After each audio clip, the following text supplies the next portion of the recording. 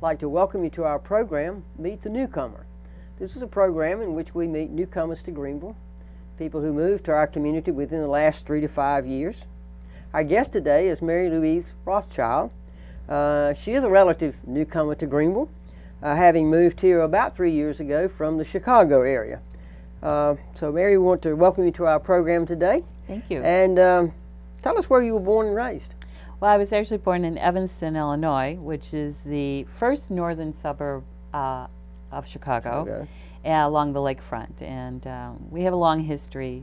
My grandparents owned property and had businesses in Evanston, so we're longtime Evanstonians. So you spent your whole adult life there from childhood on, then? Pretty much that so, area. yeah, Okay. and ended up raising my own family with my husband in Evanston. So we're pretty long So you have history. some pretty long roots there, deep roots there. Right. Well, tell us what brought you to Greenville. Well, I guess a lot of us Northerners would say the weather. Okay. Would be one of the reasons, but you know, having spent such a long time in Evanston, it was time to kind of break loose, and I wanted to challenge myself in looking at living somewhere else other than Evanston, and what could I contribute to that community in doing that. So that kind of motivated me to start looking. So that's what I started to do. Well, tell us a little bit. You retired to Greenville, I take it. You did this after your retirement. Right. Tell us a little bit how you chose Greenville. Well, you know, I had a sister who was also actively looking, and her husband were actively looking to relocate. And so we took some advice from them, being that they were a little older than us. Okay. But we started the process a little sooner. So what I did was my husband and I sat down and we decided what were some priorities that we really had, and we wanted to make that list of priorities, kept it around 5, and then started looking for communities during the summer when I wasn't teaching and spending some time there. So it was good reason to travel. It was good reason to go visit areas. And I had my list of priorities, which were pretty basic to people who are looking to retire: cost of living, medical care in the area, cultural events. We wanted something that probably had a university because of Evanston having Northwestern University. We were kind of used to that environment. Being a university community. Yeah, so we wanted to see if we could keep and maintain that, knowing that the university would be a source of some of those other things that were on our list. And of course, we do love our mountains and our ocean. Even though we're Midwesterners, we've grown to love that. And so we wanted to be able to get to those fairly easily. And then, of course, like I said before, the weather, I was really looking for something that wasn't going to have, like they're probably getting right now, 12 inches of snow, you know. So that was how we went about our choices. Well, I hope you found that you made the right choice. Oh, couldn't be happier. Couldn't be happier. As I've said to people, Greenville won. They won the race, and we just, you know, I've grown very fond. My husband hasn't been here as much because he's still working. Okay. So he's an independent contractor, or was, and now he is settled down into a job, which now allows him to telecommute. So he's here. So he's now making the adjustment, but the people have been so warm and accepting. There's so many things to do and so many ways that you can contribute to the community that I knew in Chicago, being a bigger pool in a more urban area, that would have been harder to do. And so I've really kind of enjoyed it and feel like I've kind of blossomed since I've been here. All right. Well, we're going to come back to that in a moment, but tell us a little bit what you did before you retired and what you liked a lot about that job. Well, I was an educator in a suburban school district in Chicago for 34 years. And I started out as a special ed teacher. And then once I started having my own children, I wanted to go back into general ed. So I did that for a while, but then started to miss special ed again. So I went back to that in a different capacity, and then ended up my career as a reading specialist. I was very fortunate because my school district had money to work with, had opportunities beyond the scope of a lot of teachers to work with well-known nationally educational leaders that would come to our school district and that we worked with them. So I ended up being a leader in my district in the fields of education, early childhood and science, and had a wonderful opportunity to mentor new teachers and student teachers. So the job was multifaceted, and it kept me interested for 34 years. So it was something you enjoyed, I can tell. I did. I loved it, but it was time. It was time. Yeah. It was time for the younger people now to have their chance. Right. Well, you know, having been in education myself, you meet and have experience with a wide variety of people, with students and the like, and it's exciting, and some of those are heartwarming stories as you see your students grow up and do things, and there's some humorous stories, and probably there are some touching and sad stories, but surely you must have a few stories you could share with us today about that experience in education. I actually have goosebumps right now because I just had a wonderful experience, and it's what Facebook can do for you. Right. Shortly after moving down here, one of my parents, who I worked with when I was in special education, they had moved down here to Jacksonville, and they had gotten in touch with me because she found me on Facebook. So we got back, we started to communicate on Facebook, and I once in a while would communicate with these two young ladies, these two twin girls that I worked with. And I just got a Facebook posting from her mom, from this young gal, Emily, who is now in high school and has done so well that it's going to almost make me cry. She's off an IEP, and she does not need those special services anymore. Her parents are just ecstatic. I'm so thrilled for them and for Emily, who's grown to be a very strong and independent young lady. IEP, so the viewers will know what is that? It's an individual education plan. And those are for? Children who have special needs and need some support in the regular classroom, or may even be in a self-contained program, but still need to have a special program. Right. And this is a child that you worked with? This was a child I had worked with back when she was in first and second grade. Oh, okay. And so to have that time elapse and to catch up with them. And down here of all places is just been phenomenal, and to have that happen for Emily was wonderful. I'm so excited for her. So sometimes we don't always know what happens to our students, but when we do, it's fun to learn about them. And that was somebody you had in the second grade. Yeah, and she was a precious thing, and I was, her sister was equally an independent-minded young lady, but she'll still need some support. But I'm happy for Emily. But how she's grown and how those kinds of plans work well. They do. I think sometimes we wonder what happens to those plans. Do they really work? But what you're saying, this was an example of how you can make it a success for someone. Have you been able to keep up with any of the other kids? A little bit I have. One young man who was probably the most gifted child I've ever had, and probably most people would ever have. I had him in second grade, but he was barely, I maybe just had turned 6 when he came into my class. He was a very smart young man. Two parents who are, Dad worked for the University of Chicago, and Mom worked for a publishing company developing math programs. So this is a young man who had it all. And I've heard that he's gone on to MIT, and that he's done successfully well, and that I think last I heard he was actually working for a NASA and doing some programs with them, and has a patent pending of something that he had developed. So it was proud to hear about Robert, and Robert was my challenge because he was far above most of my second graders, and probably me after a few more years. But it's nice to see that this young man has gone on to do well and to use his skills in a really useful way. Yeah. Sometimes that doesn't always happen with our gifted population.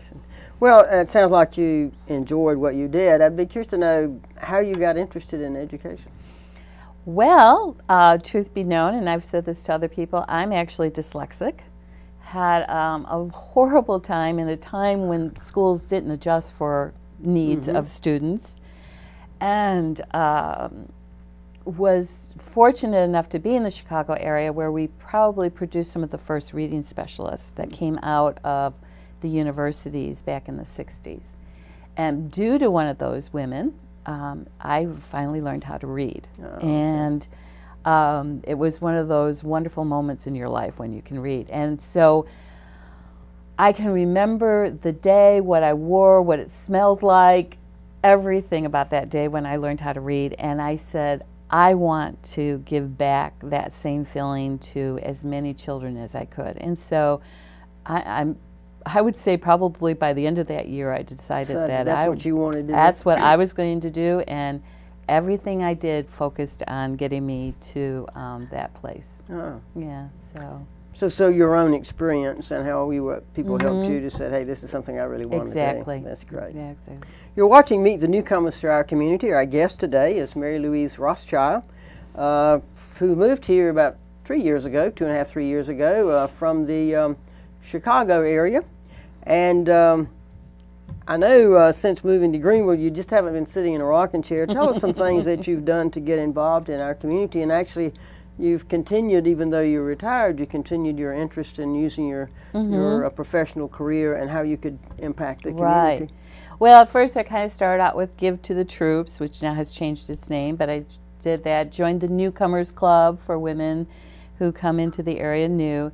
And then I was fortunate enough to get involved with Go Science. And I started out by volunteering as somebody who would do activities for them when they would have special events. And grew a relationship with Roger Connor, who is the director of Go Science. And to my surprise, shortly after working with them for a while, he came and said, would you like to be the education director? And I went, okay. So I said, I think I could do that. So that afforded me the opportunity to use my love for science education, which part of my leadership core when I was with my school district. So it just was kind of a natural fit for me. Okay. And then last year I started to attend PAL meetings, which is the Police Athletic League. And I attended those thinking that there was going to be some kind of joint relationship between Go Science and PAL.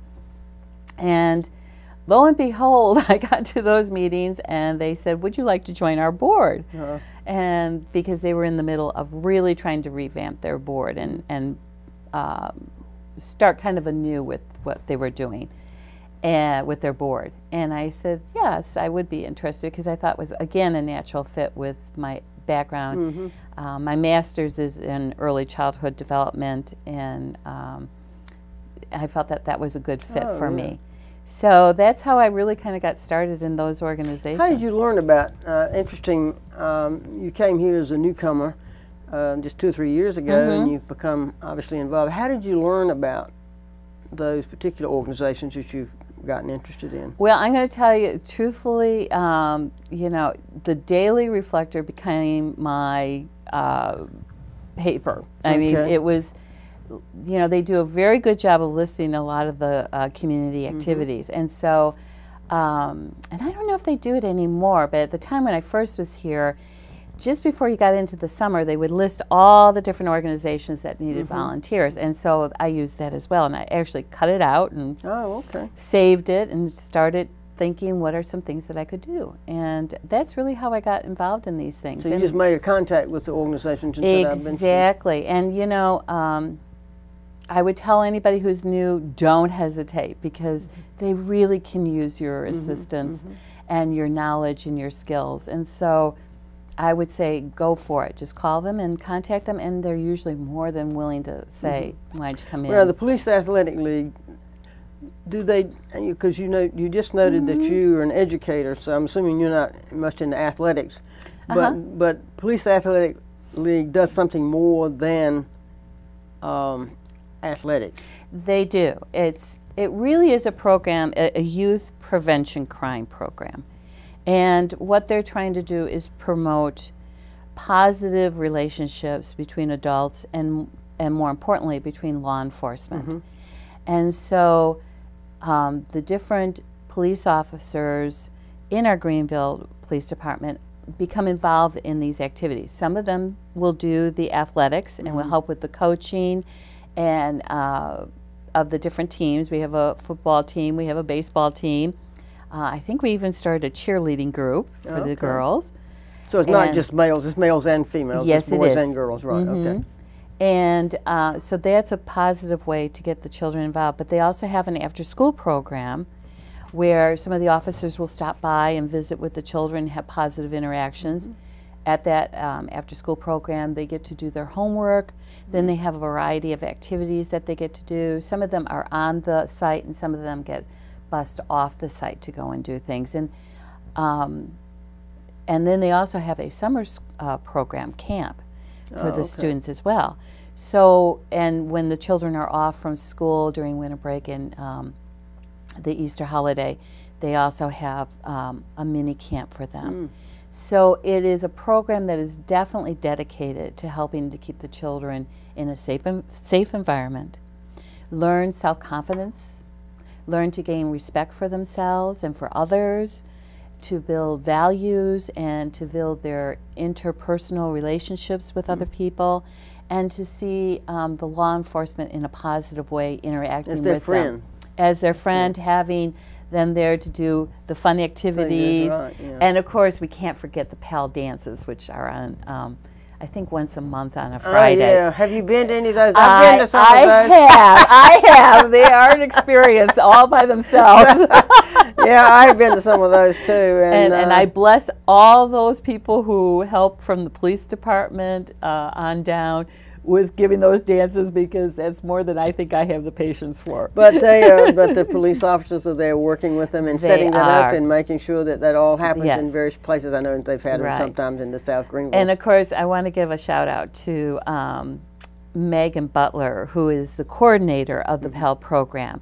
And she is this young woman with lots of energy. Thank God, bless her. And she does a wonderful job. She just coordinates all these things together, and it's wonderful. Now, you're the education director with the Go Science. I know that the Go Science, the city purchased about 3 years ago what is known as the Firestone facility. That's where they will physically be housed at some point. Do you know when that might be happening? Well, we're kind of excited because we're actually at the point where we've raised enough money that we can do some initial work on the building. So we are, we're hoping soon, and there should be news coming out about some groundbreaking ceremony. And what we will be able to start off with is enough to get us some offices started up. It'll allow us to bring in maybe some small groups to do some activities within the building. So we're actually, you know, and I mean very shortly. I don't know exactly the date, but we're very close to. Well, it's going to be a museum, and it's promoting science education, as I understand. A lot of interactive. Once it's up and running, it'll take a while to get that done. And what are you working with all of that as the education director then? I am working with them, but also now I've joined the actual board for Go Science. So I have kind of a multifaceted kind of involvement, and we had extensive meetings, the board did, with the architect, and so that has helped us a lot in planning ahead. So we're happy about that. Now, I know that you recently became a grandparent, and I'm sure you must have at least one picture of this grandchild. So can we see this picture? Let's see. This is little Violet. This is Violet. Well, Violet is very pretty. How old is she right there? In this picture, she's only about 3 weeks old. Yeah, so. I'm sure you were there when she was born. Well, unfortunately, we weren't. We happened to be in Chicago, and but that's okay. Well, let's put this baby up, because I know that we don't want to hide this baby's picture. She's a sweetheart. Let's put this up right here. So we went out 2 weeks later. My son stayed home with his wife and daughter to take care of them, and then Dad and I, Grandpa and I, went out and stayed for another week while he went back to work, then we were there to help out with her. I see. So that was our trade-off, and we just had a wonderful time, and she was just Now, have you been back to see her since she was born? No, we haven't, but I have plans on going out in May. So going out to the West Coast is a bit of a planning challenge. Oh, so the baby was born where?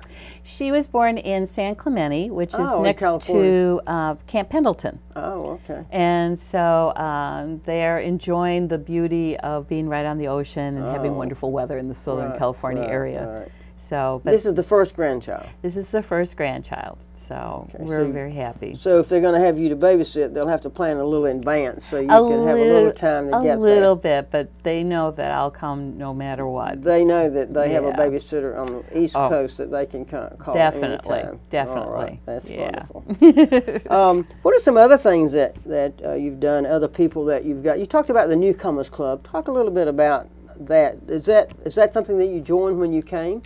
It is something that I did join. It was, it's an organization that helps, it's mainly become women, though we don't exclude men. But in fact, I think we had our first man at our meeting just last month. But it's a group that helps you to acclimate to the area, helps you with resources. The women there are very helpful in giving you information, and if they don't know it, they'll help you in getting that information. But the nice thing about it is they have a lot of planned activities. So if you like to play bridge, they have bridge. If you like to play games like bunco and all those kinds of games, there's a day when you can go and join the women and do that. There's a lunch bunch, which goes out for lunch and tries all the different restaurants. We've had a theater group. We now have a craft group, and we're just starting a knitting and crocheting group. So it helps, and a book group. So lots of different activities that you can go and join. If you did all those activities, you'd be busy every day almost. And it allows you to kind of pursue some interests and get to meet other women and kind of spread your wings out into the community. Have you become a part of any of those groups? Well, I am actually tomorrow going to join the knitting group. Oh, okay. I imagine you're going to be knitting something for Violet. I think so. And I've also have done the lunch bunch group because it's nice to kind of discover the new restaurants in the area. And but I've also been president of that organization and enjoyed that. That was lots of fun being their president. And looking to maybe have some other interactions in the group. Oh, okay. Yeah. So you stayed with it even though you were not exactly not exactly a newcomer anymore, but not a real newcomer. But you stayed. But they're with enjoying to have me there, and That's and good. has asked me to be in some kind of capacity. All right. Well, I'm impressed with Violet, and I'm sure she's excited about her grandparents on the East Coast. She'll probably be visiting you at some point. In fact, we're hoping they're going to come out this this holiday season in December. Okay. Yeah. Anything else that you've been involved with, or other experiences that you've had in Greenville that are really exciting? You talked about the reason that you came to Greenville was the climate, the medical care, its proximity to the ocean, and all of that, and many opportunity for cultural activities, and all of these you found all that you expected. You don't have any regrets about relocating? Oh, no. I mean, we do go back to Chicago, and we do visit because, unfortunately, we're stuck with a condo that we can't sell in Chicago market.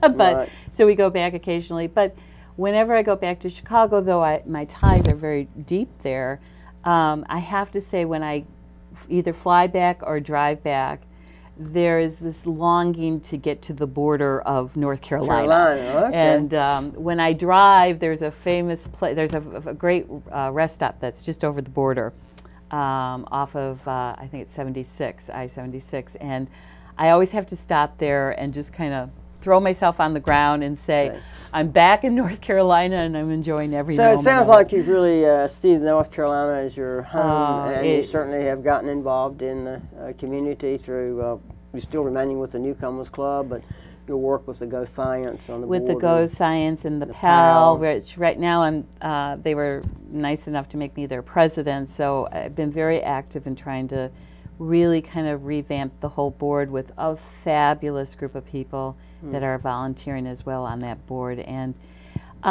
just you know, you get out there, and like I'm involved also with the Science Cafe, which we do through Go Science, but that's taken me to the coastal area. Okay, so the Go Science isn't just limited to Greenville. No, they do things. Okay. It's the whole eastern. So the Science Cafe is they take their education programs elsewhere in eastern North Carolina. Yeah, and so I've had the experience of getting to meet and greet people and get to know actually the Moorhead, Beaufort area a little more than I did before. So that's been very exciting.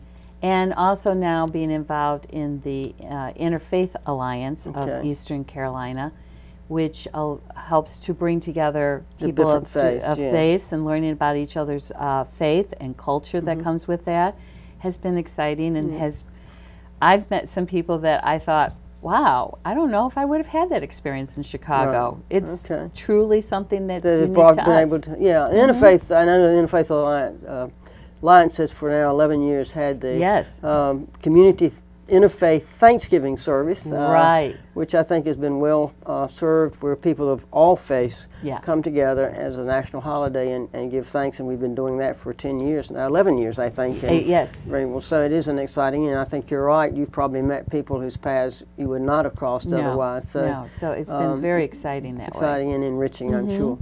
Well, we've been just today meet the Newcomers of Greenville. Our guest has been Mary Louise Rothschild. She and her husband moved here about 3 years ago from the Chicago area. She's glad that she moved here. We're glad that you moved here. Become very active and involved in the community as a contributing member, and sharing who she is and building relationships. And of course, she has this new granddaughter, which she's very proud of, and I'm sure she'll be flying to the West Coast a few more times than she has in the past. But we thank you for coming to Greenville, and we thank you that you're enjoying our community, and we thank you also on behalf of the citizens for what you're doing in serving the people of our area and for our community. Thank you very much. Thank you.